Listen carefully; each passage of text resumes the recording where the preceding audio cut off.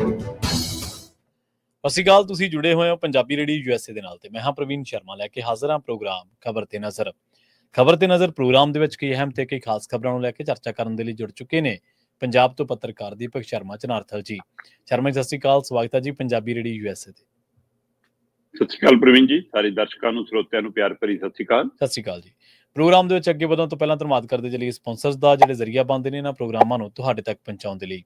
Khalsa insurance agency ਵਾਲੇ, ਜਿਨ੍ਹਾਂ ਤੋਂ ਤੁਸੀਂ ਹਰ ਤਰੀਕੇ ਦੀ ਇੰਸ਼ੋਰੈਂਸ ਲੈ ਸਕਦੇ ਹੋ। ਇੰਸ਼ੋਰੈਂਸ ਬਾਰੇ ਪਤਾ ਕਰਨ ਦੇ ਲਈ ਇਹਨਾਂ ਦਾ ਨੰਬਰ ਹੈ 408-272-2500। ਇਹ 1992 ਤੋਂ ਲਗਾਤਾਰ ਇੰਸ਼ੋਰੈਂਸ ਬਿਜ਼ਨਸ ਦੇ ਵਿੱਚ ਸ਼ਾਨਦਾਰ ਸੇਵਾਵਾਂ ਦੇ ਰਹੇ ਨੇ ਤੇ ਅਮਰੀਕਾ ਭਰ ਦੇ ਵਿੱਚ ਇੰਸ਼ੋਰੈਂਸ ਕਰਦੇ ਨੇ। ਓਬਾਮਾ ਕੇਅਰ, ਮੈਡੀਕੇਅਰ ਜਾਂ ਫਿਰ ਕਵਰਡ ਕੈਲੀਫੋਰਨੀਆ ਬਾਬਤ ਪਾਲਿਸੀ ਕਰਵਾਉਣ ਦੇ ਲਈ, ਸਲਾਹ ਲੈਣ ਦੇ ਲਈ ਅੱਜ ਹੀ ਕਾਲ ਕਰੋ 408-272-2500 ਤੇ। ਟਰਕੀਅਨ ਇਮੀਗ੍ਰੇਸ਼ਨ ਲਾ ਫਰਮ ਵਾਲੇ, ਜੇ ਟਰਕੀਅਨ ਟੋਨੀ ਟਰਕੀਅਨ ਦੇ ਨਾਲ ਤੁਸੀਂ US ਇਮੀਗ੍ਰੇਸ਼ਨ ਬਾਬਤ ਕੋਈ ਵੀ ਸਲਾਹ ਕਰਨੀ ਹੈ ਤਾਂ ਇਹਨਾਂ ਦਾ ਨੰਬਰ ਹੈ 415-909-0503। Gurdeep Singh Virdi Clovis, Mandeep Singh, Sandeep Kaur San Jose, Jind Kaur, Inayat Kaur Bakersfield, Mohinder Singh Mattu Yuba City ਤੋਂ। ਇਹਨਾਂ ਸਾਰੇ ਹੀ ਸਪਾਂਸਰਸ ਦਾ ਬਹੁਤ ਬਹੁਤ ਧੰਨਵਾਦ। ਤੇ ਜੇਕਰ ਤੁਸੀਂ ਵੀ ਇਹਨਾਂ ਪ੍ਰੋਗਰਾਮਾਂ ਨੂੰ ਸਪਾਂਸਰ ਕਰਨਾ ਚਾਹੁੰਦੇ ਹੋ ਤਾਂ ਸਟੂਡੀਓ ਦਾ ਨੰਬਰ ਹੈ 408-272-5200। ਅੱਜ ਦਾ ਖਬਰ ਤੇ ਨਜ਼ਰ ਪ੍ਰੋਗਰਾਮ ਸਾਲ 2024 ਦੀ 11 ਨਵੰਬਰ ਦਾ ਪ੍ਰੋਗਰਾਮ ਹੈ ਤੇ ਦਿਨ ਅੱਜ ਸੋਮਵਾਰ ਹੈ। ਖਬਰਾਂ ਦੀ ਸ਼ੁਰੂਆਤ ਕਰੀਏ ਆਪਾਂ ਸ਼ਰਮਾ ਜੀ ਸਾਡੇ ਲੀਡਰਾਂ ਦੇ ਵਿਗੜੇ ਬੋਲਾਂ ਤੋਂ, ਜਾਂ ਕਹਿ ਲਓ ਕਿ ਜਿਹੜੇ ਸਾਡੇ ਸਿਆਸਤਦਾਨ ਨੇ ਜਿਨ੍ਹਾਂ ਨੂੰ ਅਸੀਂ ਅਗਵਾਈ ਕਰਤਾ ਮੰਨਦੇ ਹਾਂ, ਪਰ ਪਤਾ ਨਹੀਂ ਉਹਨਾਂ ਨੇ ਕਦੋਂ ਕਿਹੜਾ ਟੇਸ਼ਨ ਫੜ ਲੈਣਾ ਹੁੰਦਾ ਤੇ ਕਦੋਂ ਉਹਨਾਂ ਦੀ ਜ਼ੁਬਾਨ ਜਿਹੜੀ ਆ ਉਹ ਆਰੀ ਵਾਂਗੂ, ਤਲਵਾਰ ਵਾਂਗੂ ਵੀ ਚੱਲਦੀ ਹੈ। ਜਾਂ ਕਹਿ ਲਓ ਵੀ ਜਿਹੜੇ ਸਮਾਜ ਤੇ ਲੋਕਾਂ ਦੇ ਫੱਟ ਲੱਗੇ ਹੁੰਦੇ ਉਹਨਾਂ ਦੇ ਉੱਤੇ ਨੂਨ ਭੁੱਕਣ ਦਾ ਉਹ ਕੰਮ ਜਿਹੜਾ ਕਰਦੇ ਆ। ਬਿੱਟੂ ਦੇ ਕਹਿੰਦੇ ਫਿਰ ਬੋਲ ਜਿਹੜੇ ਨੇ ਵਿਗੜੇ ਨੇ ਰਵਨੀਤ ਬਿੱਟੂ, ਤੇ ਇਸ ਵਾਰੀ ਉਹ ਜਿਹੜੀ ਬੋਲੀ ਬੋਲ ਰਹੇ ਨੇ ਉਹ ਸੰਘ ਦੀ, ਸ਼ਾਹ ਦੀ ਬੋਲੀ ਬੋਲ ਰਹੇ ਨੇ ਜੀ, ਅਮਿਤ ਸ਼ਾਹ ਦੀ। ਪ੍ਰਵੀਨ ਜੀ, ਰਵਨੀਤ ਬਿੱਟੂ ਹੁਣ ਭਾਜਪਾ ਚ ਨੇ ਜੀ, ਤੇ ਭਾਜਪਾ ਦੇ ਵਿੱਚ ਜਿਹੜੇ ਬੋਲ ਬੋਲੇ ਜਾਂਦੇ ਨੇ ਹਾਂਜੀ, ਉਹ ਉੱਪਰੋਂ ਲਿਖ ਕੇ ਆਉਂਦੇ ਨੇ। ਬਿਲਕੁਲ ਜੀ, ਬਿਲਕੁਲ। ਇਸ ਲਈ ਰਵਨੀਤ ਬਿੱਟੂ ਆਪਣੇ ਕੋਲੋਂ ਬੋਲ ਰਹੇ ਨੇ, ਉਹ ਆਪਣੇ ਆਪ ਨੂੰ ਬੜਾ ਕਰਨ ਲਈ ਬੋਲ ਰਹੇ ਨੇ ਜਾਂ ਸਕ੍ਰਿਪਟ ਪੜ੍ਹ ਰਹੇ ਨੇ। ਇਹ ਸਕ੍ਰਿਪਟ ਮੋਦੀ ਕੋਲੋਂ ਪਾਸ ਹੋ ਕੇ ਆਈ ਹੈ ਕਿ ਡਾਇਰੈਕਟ ਅਮਿਤ ਸ਼ਾਹ ਕੋਲੋਂ ਹੀ ਆਈ ਹੈ? ਕਿਸੇ ਸਮੇਂ ਇਹਨਾਂ ਦੀ ਕੰਗਣਾ ਰਣੌਤ ਜਿਹੋ ਜਿਹੇ ਬੋਲ ਬੋਲਦੀ ਸੀ, ਲਗਭਗ ਉਹਦੇ ਬਰਾਬਰ ਦੇ ਹੀ ਬੋਲ ਰਵਨੀਤ ਬਿੱਟੂ ਹੁਣ ਕਿਸਾਨ ਜਥੇਬੰਦੀਆਂ ਦੇ ਹਵਾਲੇ ਨਾਲ ਕਿਸਾਨਾਂ ਨੂੰ ਬੋਲ ਰਹੇ ਨੇ। ਜੀ ਜੀ, ਮਤਲਬ ਸਭ ਤੋਂ ਪਹਿਲਾਂ ਤਾਂ ਤਾਲੀਬਾਨੀ ਟੈਗ ਦੇਣਾ, ਉਹ ਟੈਗ ਆ ਜਿਹੜਾ ਕਿਸਾਨ ਅੰਦੋਲਨ ਦੇ ਦੌਰਾਨ ਸੋ ਕਾਲਡ ਭਾਜਪਾ ਪੱਖੀ ਮੀਡੀਆ ਨੇ, ਚੈਨਲਾਂ ਨੇ, ਬੁਲਾਰਿਆਂ ਨੇ ਉਹਨਾਂ ਨੇ ਦਿੱਲੀ ਚ ਦਿੱਤੇ। ਤੇ ਜਦ ਇਹ ਰਵਨੀਤ ਬਿੱਟੂ ਕਿਸਾਨਾਂ ਦੇ ਹੱਕ ਚ ਦਰੀ ਵਿਛਾ ਕੇ ਬੈਠਾ ਸੀ ਉੱਥੇ, ਜੀ ਸਹੀ ਹੈ, ਜਦ ਨਜ਼ਰ ਨਹੀਂ ਆਏ ਕਿ ਤਾਲੀਬਾਨੀ ਨੇ। ਬਿਲਕੁਲ ਸਹੀ ਹੈ ਜੀ। ਹੁਣ ਰਵਨੀਤ ਬਿੱਟੂ ਨੂੰ ਤਾਲੀਬਾਨੀ ਕਿਉਂ ਦਿਖ ਰਹੇ ਨੇ? ਕਿਉਂਕਿ ਤੈਨੂੰ 227 ਦੀ ਕੁਰਸੀ ਦਿਖਦੀ ਹੈ ਮੁੱਖ ਮੰਤਰੀ ਦੀ। ਰਵਨੀਤ ਬਿੱਟੂ ਨੇ ਪਹਿਲਾਂ ਆਪਣੀ ਇੱਛਾ ਪ੍ਰਗਟਾਈ ਜੀ ਕਿ 2027 ਦੇ ਵਿੱਚ ਮੈਂ ਮੁੱਖ ਮੰਤਰੀ ਦਾ ਚਿਹਰਾ ਹਾਂ, ਆਪਾਂ ਕੀ ਗੱਲ ਕੀਤੀ, ਮੈਂ ਹੀ ਦਾਅਵੇਦਾਰ ਹਾਂ, ਠੀਕ ਹੈ ਨਾ। ਇੱਛਾ ਪ੍ਰਗਟਾਉਣ ਤੋਂ ਬਾਅਦ ਫਿਰ ਉਹਨੇ ਹਰਿਆਣੇ ਵਾਲੀ ਤਰਜ਼ ਤੇ ਕਿਸਾਨ ਮੁੱਦੇ ਨੂੰ ਉਭਾਰਿਆ। ਹਰਿਆਣੇ ਚ ਭਾਜਪਾ ਨੇ ਜਾਟ ਵੋਟ ਨੂੰ ਇੱਕ ਪਾਸੇ ਕਰਕੇ ਬਾਕੀਆਂ ਨੂੰ ਆਪਣੇ ਨਾਲ ਜੋੜਨ ਦੀ ਕਵਾਇਦ ਦੇ ਵਿੱਚ ਇਸ ਕਦਰ ਦੀ ਨਫ਼ਰਤ ਦੀ ਰਾਜਨੀਤੀ ਫੈਲਾਈ ਕਿ ਉਹਨਾਂ ਨੂੰ ਲੱਗਿਆ ਕਿ ਸਾਡਾ ਫਾਇਦਾ। ਤੇ ਆਪਾਂ ਪਹਿਲਾਂ ਵੀ ਗੱਲ ਕਰਦੇ ਹਾਂ ਕਿ ਪੰਜਾਬ ਦੇ ਵਿੱਚ ਵੀ ਵੈਸੇ ਤਾਂ ਖੇਤੀ ਵੱਖ-ਵੱਖ ਵਰਗ ਕਰਦੇ ਨੇ, ਇੱਥੇ ਇਕੱਲੇ ਸਿੱਖ ਭਾਈਚਾਰੇ ਨਾਲ ਸੰਬੰਧਿਤ ਖੇਤੀ ਨਹੀਂ ਕਰਦੇ ਉੱਥੇ, ਮਤਲਬ ਹਿੰਦੂ ਵੀ ਖੇਤੀ ਕਰਦਾ ਹੈ, ਕਿੰਨਾ ਮੁਸਲਿਮ ਭਾਈਚਾਰਾ ਵੀ ਹੈ, ਹੋਰ ਜਾਤ ਵਰਗ ਵੀ ਹੈ, ਉਹ ਕਿੰਨੇ ਖੇਤੀ ਵਾਲੇ ਹੈਗੇ ਨੇ। ਪਰ ਇਹ ਜਿਹੜੀ ਕਿਸਾਨੀ ਦੇ ਵੱਲ ਨਾਲ ਹਮਲਾ ਕਰ ਰਹੇ ਨੇ ਉਹ ਟਾਰਗੇਟ ਇਹਨਾਂ ਸਿਰਫ ਜੱਟ ਕਿਸਾਨ ਹੈ। ਜੱਟ ਸਿੱਖ ਕਿਸਾਨ ਦੇ ਹਵਾਲੇ ਨਾਲ ਇਹ ਉਸੇ ਤਰ੍ਹਾਂ ਦੀ ਰਾਜਨੀਤੀ ਹੈ ਜਿਹੜੀ ਜਾਟਾਂ ਦੇ ਖਿਲਾਫ ਸੀ। ਜੀ ਜੀ, ਸੋ ਰਵਨੀਤ ਬਿੱਟੂ ਬਾਇਆ ਜਥੇਬੰਦੀਆਂ ਕਿਸਾਨਾਂ ਨੂੰ ਕਹਿ ਰਹੇ ਨੇ ਕਿ ਵੀ ਤੁਸੀਂ ਜਿਹੜੀਆਂ DAP ਖਾਦ ਦੇ ਲਈ ਟ੍ਰੇਨਾਂ ਰੋਕ ਰਹੇ ਹੋ, ਟਰੱਕ ਰੋਕ ਰਹੇ ਹੋ, ਤੁਸੀਂ ਤਾਂ ਲੁੱਟ ਕਰ ਰਹੇ ਹੋ, ਤੁਸੀਂ ਤਾਲੀਬਾਨੀ। ਮੈਂ ਸਵਾਲ ਵੀ ਪੁੱਛਿਆ ਸੀਗਾ ਕਿ ਮੈਨੂੰ ਇਹ ਤਾਂ ਦੱਸ ਦਿਓ, ਜੇ ਖਾਦ ਲੁੱਟਣ ਵਾਲੇ ਤਾਲੀਬਾਨੀ ਨੇ ਤਾਂ ਪੰਜਾਬ ਲੁੱਟਣ ਵਾਲੇ ਕੌਣ ਨੇ? ਸਹੀ, ਬਿਲਕੁਲ ਸਹੀ ਹੈ ਜੀ, ਵਾਜਬ ਹੈ। ਤੇ ਮੈਨੂੰ ਇਹ ਦੱਸ ਦੇਣ ਫਿਰ। ਮੈਂ ਕਹਿੰਦਾ ਸਮੇਂ ਚਾਹੇ ਦਿੱਲੀ ਦੇ ਤਖ਼ਤ ਤੇ ਇੰਦਰਾ ਬੈਠੀ ਸੀ, ਚਾਹੇ ਮੋਦੀ ਬੈਠਾ, ਜਿਨ੍ਹਾਂ ਨੇ ਪੰਜਾਬ ਦੇ ਹੱਕ ਹਕੂਕਾਂ ਤੇ ਡਾਕਾ ਮਾਰਿਆ, ਸਾਡੇ ਅਕੀਦਿਆਂ ਤੇ ਡਾਕਾ ਮਾਰਿਆ, ਹੈ ਨਾ, ਸਾਡੀਆਂ ਸ਼ਰਧਾਵਾਂ ਨੂੰ ਢਹਿ ਢੇਰੀ ਕੀਤਾ, ਉਹਨਾਂ ਨੂੰ ਕਿਸ ਕੈਟਾਗਰੀ ਚ ਖੜਾ ਕਰੀਏ? ਫਿਰ ਸਾਨੂੰ ਇਹ ਵੀ ਦੱਸ ਦਿਓ ਬਿੱਟੂ। ਬਿੱਟੂ ਨੂੰ ਪੁੱਛ ਲੈਂਦੇ ਆ। ਬਿੱਟੂ ਆਪਣੇ ਆਪ ਨੂੰ ਸਮਝਦਾ ਨਾ ਕਿ ਸਭ ਤੋਂ ਸਿਆਣਾ ਤਾਂ ਮੈਂ ਹੀ ਆ, ਕਿਉਂਕਿ ਵੀ ਸਿਆਣੇ ਤਾਂ ਹੈਗਾ ਹੀ ਆ, ਤਾਂ ਹੀ ਅਗਲੇ ਨੂੰ ਬਿਨਾਂ ਚੋਣ ਜਿੱਤਿਆਂ ਵੀ ਉਹਦੇ ਮਿਲਦੇ ਨੇ। ਤੇ ਇਹ ਤੋਂ ਗਾਂਹ ਵੱਧਦਾ ਬਿੱਟੂ। ਬਿੱਟੂ ਕਹਿੰਦਾ ਵੀ ਜ਼ਮੀਨਾਂ ਦੀ, ਆਮਦਨ ਦੀ, ਕਿਸਾਨ ਜਥੇਬੰਦੀਆਂ ਦੇ ਆਗੂਆਂ ਦੀ ਜਾਂਚ ਕਰਾਵਾਂਗੇ। ਠੀਕ ਹੈ। ਮੈਂ ਕਹਿੰਦਾ ਜੀ ਬਿਲਕੁਲ ਜਨਾਬ, ਕਰਾਓ ਜਾਂਚ। ਜਿਹੜਾ ਵੀ ਕਿਸੇ ਧਿਰ ਦਾ ਮੋਹਰੀ ਆਗੂ ਆ, ਜਾਂਚ ਕਰਾਓ। ਕਿਸਾਨ ਜਥੇਬੰਦੀਆਂ ਦਾ, ਚਾਹੇ ਉਹ ਮੁਲਾਜ਼ਮ ਜਥੇਬੰਦੀਆਂ ਦਾ, ਚਾਹੇ ਉਹ ਪਾਰਟੀਆਂ ਦਾ ਮੁਖੀ ਹੈ, ਤੇ ਚਾਹੇ ਉਹ ਲੀਡਰੀ ਚ ਮੁਖੀ ਹੈ, ਚਾਹੇ ਉਹਦਾ ਦਾਦਾ ਸੀ, ਚਾਹੇ ਉਹਦਾ ਪੜਦਾਦਾ ਸੀ, ਚਾਹੇ ਉਹਦੀ ਭੂਆ ਸੀ, ਚਾਹੇ ਉਹਦਾ ਚਾਚਾ ਸੀ, ਚਾਹੇ ਉਹਦਾ ਤਾਏ ਚਾਚੇ ਦਾ ਮੁੰਡਾ ਸੀ, ਚਾਹੇ ਆਪ। ਜਾਂ ਸਭ ਦੀ ਕਰਾਓ, ਸ਼ੁਰੂਆਤ ਲੀਡਰਾਂ ਤੋਂ ਕਰੋ, ਆਪਣੇ ਘਰੋਂ ਕਰੋ। ਤੁਹਾਡੀ ਪੀੜ੍ਹੀ ਬਹੁਤ ਲੰਬੀ ਹੈ। ਆਹ ਤਰੀਕਾ ਇਹਦਾ ਮਤਲਬ ਰਵਨੀਤ ਬਿੱਟੂ ਕਿਸੇ ਫੈਸਲਾ ਕੋਈ ਧਿਰ ਚ ਨਹੀਂ ਹੈ ਕਿ ਬੀਜੇਪੀ ਦੇ ਵਿੱਚ ਇਹ ਨਹੀਂ ਹੈਗਾ ਕਿ ਰਵਨੀਤ ਬਿੱਟੂ ਸਵੇਰ ਨੂੰ ਈਡੀ ਨੂੰ ਕਹਿ ਦੇਵੇ ਇਹਦੇ ਕਹੇ ਤੇ ਆ ਜੂ। ਈਡੀ ਕਿਹਦੇ ਕਹੇ ਤੇ ਆਉਂਦੀ ਹੈ ਸਭ ਨੂੰ ਪਤਾ, ਸਭ ਨੂੰ ਪਤਾ, ਬਿਲਕੁਲ ਸਹੀ ਹੈ। ਤੇ ਜਿਨ੍ਹਾਂ ਦੇ ਕਹੇ ਤੇ ਈਡੀ ਆਉਂਦੀ ਆ ਉਹਨਾਂ ਨੇ ਕੀ ਇਹਨੂੰ ਕਿਹਾ ਕਿ ਭਾਈ ਤੂੰ ਆ ਬੋਲ। ਸਵਾਲ ਇਹ ਹੈ। ਸੋ ਤਾਲੀਬਾਨੀ ਤੋਂ ਜਾਂਚ ਕਰਨ ਵਾਲੇ, ਦੇਖੋ ਦਿੱਲੀ ਦੇ ਵਿੱਚ ਕਿਸਾਨ ਅੰਦੋਲਨ ਦੇ ਦੌਰਾਨ ਵੀ ਕਿਹੜੇ ਆਗੂ ਗੁਪਤ ਮਿਲਦੇ ਰਹੇ ਨੇ ਬੀਜੇਪੀ ਲੀਡਰਾਂ ਨੂੰ, ਕਿਸੇ ਤੋਂ ਲੁਕਿਆ ਛੁਪਿਆ ਨਹੀਂ ਹੈ। ਕਿਹਨਾਂ ਦੀਆਂ ਹੁਣ ਵੀ ਤਾਰਾਂ ਜੁੜੀਆਂ ਨੇ, ਕਿਸੇ ਤੋਂ ਲੁਕਿਆ ਛੁਪਿਆ ਨਹੀਂ ਹੈ। ਕਿ ਜਿਹੜੇ ਜਨਤਕ ਥਾਵਾਂ ਤੇ ਬੋਲਦੇ ਨੇ ਜੀ ਕਿ ਅੰਦੋਲਨ ਦੌਰਾਨ ਇਹਨੇ ਪੈਸਾ ਲੁੱਟ ਲਿਆ, ਇਹਨੂੰ ਬਾਹਰੋਂ ਆ ਗਿਆ, ਇਹਨੂੰ ਇੱਧਰੋਂ ਫੰਡ ਆ ਗਿਆ, ਇਹਨੇ ਸਮਾਨ ਵੇਚਤਾ, ਇਹਨੇ ਟੈਂਟ ਵੇਚਤਾ ਜੀ, ਇਹਨੇ ਟਰੈਲੀਆਂ ਚ ਲੱਦ ਕੇ ਲੈ ਗਏ, ਇੱਕ ਦੂਏ ਨੂੰ ਜਿਹੜੇ ਜਨਤਕ ਬੋਲਦੇ ਨੇ, ਹੋ ਸਕਦਾ ਉੱਥੇ ਲੀਡਰਾਂ ਦੇ ਕੰਨਾਂ ਚ ਵੀ ਬੋਲ ਕੇ ਆਏ ਹੋਣ। ਬਿਲਕੁਲ ਜੀ, ਬਿਲਕੁਲ ਸਹੀ ਹੈ। ਇਹ ਉੱਥੋਂ ਹੀ ਨਿਕਲੀ ਹੋਵੇ ਗੱਲ। ਮੈਂ ਤਾਂ ਕਹਿੰਦਾ ਬਿਲਕੁਲ 32 ਛੱਡੋ 36 ਜਿਹੜੀਆਂ ਬਾਅਦ ਚੋਂ ਬਣਗੀਆਂ ਉਹਨਾਂ ਦੀ ਵੀ ਜਾਂਚ ਕਰਾ ਲਓ। ਪਰ ਸਿਆਸਤ ਲੀਡਰਾਂ ਦੀ, ਸਿਆਸੀ ਦਾਨ ਲੀਡਰਾਂ ਦੀ, ਰਾਜਨੀਤਿਕ ਲੀਡਰਾਂ ਦੀ, ਸੱਤਾ ਸੁੱਖ ਮੰਨਣ ਵਾਲਿਆਂ ਦੀ, ਲੀਡਰਾਂ ਦੀ, ਉਹਨਾਂ ਦੀ ਜਾਇਦਾਦ ਜਿਹੜੀ ਅਰਬਾਂ ਖਰਬਾਂ ਚ ਵਧੀ ਆ, ਜਿਹੜਾ ਉਹਨਾਂ ਦਾ ਮਿੱਟੀ ਤੋਂ ਸੋਨਾ ਬਣਿਆ, ਉਹ ਵੀ ਉਹ ਸਿਰਫ ਜਿਹੜਾ ਅਜੇ ਕਾਗਜ਼ਾਂ ਚ ਦੱਸਦੇ ਆ, ਉਹ ਕਦੇ ਚੋਣਾ ਚੂਣਾ ਲੜਨ ਲੱਗੇ। ਮੈਂ ਉਹਦੇ ਹਵਾਲੇ ਨਾਲ ਗੱਲ ਕਰਦਾ। ਜਿਹੜਾ ਉਹ ਦੱਸਦੇ ਹੀ ਨਹੀਂ ਗਏ, ਉਹਦਾ ਹਿਸਾਬ ਹੀ ਅਜੇ ਪੁੱਛਣਾ ਬਾਕੀ ਆ। ਸੋ ਉੱਥੋਂ ਜਾਂਚ ਕਿਉਂ ਨਹੀਂ ਕਰਦੇ ਤੁਸੀਂ ਜੀ? ਜੇ ਇੱਛਾ ਸ਼ਕਤੀ ਆ ਤਾਂ ਫਿਰ ਆ ਜਾਓ। ਪਰ ਇਹ ਤੋਂ ਗਾਂ ਉਹ ਫਿਰ ਇੱਕ ਹੋਰ ਨੁਕਤੇ ਤੇ ਆਉਂਦੇ ਨੇ। ਠੀਕ ਹੈ। ਕਹਿੰਦੇ ਵੀ ਮੈਂ ਕੇਂਦਰ ਨਾਲ ਗੱਲ ਕਰ ਲੈਣੀ ਆ, ਮੈਂ ਮਨਜ਼ੂਰੀ ਦਵਾ ਦੇਣੀ ਆ, ਤੁਹਾਡੇ ਇੱਥੇ ਫੀਮ ਖੁੱਲੀ ਵਿਕਿਆ ਕਰੂ, ਭੁੱਕੀ ਦੇ ਹੈ ਨਾ, ਉਹਦੇ ਪੋਸਟ ਦੇ ਠੇਕੇ ਖਿਲਾਫ ਖੁੱਲ ਦੇਣੇ ਆ, ਉਹ ਜਿੰਨਾ ਮਰਜ਼ੀ ਕਰੋ ਮੋਜ। ਇਹ ਮੰਗ ਤਾਂ ਮਤਲਬ ਗਾਂਧੀ ਵੀ ਕਰਦਾ ਸੀ, ਧਰਮਵੀਰ ਗਾਂਧੀ ਵੀ ਕਰਦਾ ਹੈ ਨਾ। ਇਹ ਮੰਗ ਤਾਂ ਪੰਜਾਬ ਦੀ ਵਿਧਾਨ ਸਭਾ ਚ ਵੀ ਇੱਕ ਦੋ ਵਾਰ ਉੱਠ ਲਈ। ਇਸ ਹਵਾਲੇ ਨਾਲ ਤਾਂ ਆਪਾਂ ਵੀ ਕਿੰਨੀ ਵਾਰ ਗੱਲ ਕਰਦੇ ਰਹੇ ਕਿ ਵੀ ਜੇ ਸੱਚਮੁੱਚ ਇਹ ਮਸਲਾ ਹੈ ਤਾਂ ਇਹਦੇ ਤੇ ਮੰਥਨ ਕਿਉਂ ਨਹੀਂ। ਪਰ ਅੱਜ ਰਵਨੀਤ ਬਿੱਟੂ ਦਾ ਜਿਵਨੀ ਚੋਣਾਂ ਸਮੇਂ ਬੋਲਣਾ, ਕੀ ਇਹ ਪੰਜਾਬ ਦੀ ਆਰਥਿਕਤਾ ਨੂੰ ਧਿਆਨ ਚ ਰੱਖ ਕੇ ਜਾਂ ਵੋਟਾਂ ਨੂੰ ਧਿਆਨ ਚ ਰੱਖ ਕੇ? ਔਰ ਇਹ ਵੀ ਉਸ ਸਮੇਂ ਜਦੋਂ ਤੁਹਾਡੀ ਪਾਰਟੀ ਦੀ ਪਾਲਿਸੀ ਹੋਰ ਹੋਵੇ। ਰਾਜਸਥਾਨ ਦੇ ਵਿੱਚ ਤੁਹਾਡੀ ਪਾਰਟੀ ਕਹਿ ਰਹੀ ਹੈ ਠੇਕੇ ਬੰਦ ਕਰ ਰਹੇ ਹਾਂ,